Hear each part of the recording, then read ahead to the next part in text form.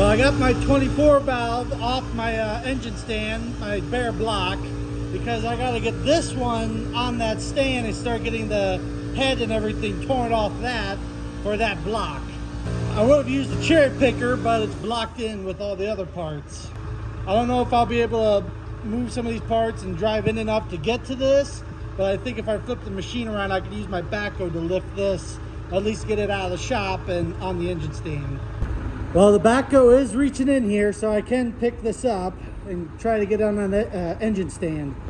So, like, I already have new main bearings, new connecting rod bearings, new camshaft bearings, all brand new piston rings, all good OEM, like used OEM pistons. Like, it's still like a used crank, used connector, a camshaft and things like that, but they were all within spec, you know, because the bearings are made to wear out and not the major components like the crankshaft and stuff. That's why you see all the old piston rings there, all the old bearings and everything right there. There's the old piston and everything I took out.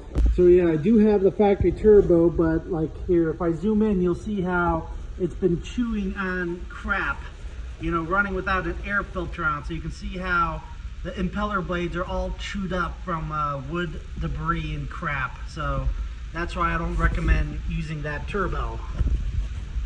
I would have used my 63 millimeter, but it's melted beyond repair, and I bought the 74 millimeter for my 24 valve, so I'm not parting with that one, but you know, I still got all that going on. So like good piston, of course, bad piston, you know, so those all those pistons are good. Like that one's bad. That's one that needs to be changed on my 24 valve project I'm doing.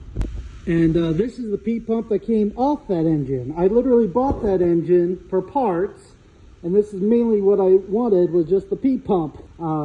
This is what I wanted off of it. So I took the P-pump off and I sent it out to get rebuilt by power-driven diesels. And this is set up for 800 horsepower, you know, so it has all aftermarket parts and guts inside.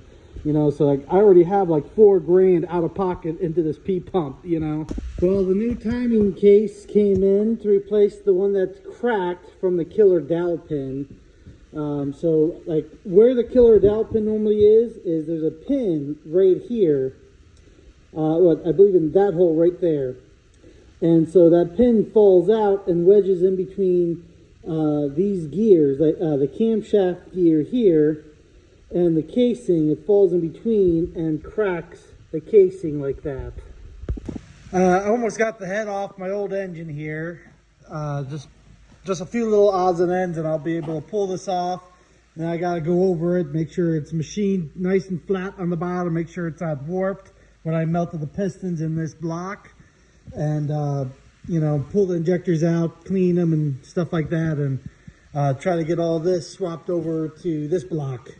You know, so already has the head studs with 60-pound valve springs, has marine grade exhaust valves, you know, has pretty much everything to handle up to 800 horsepower, no problem.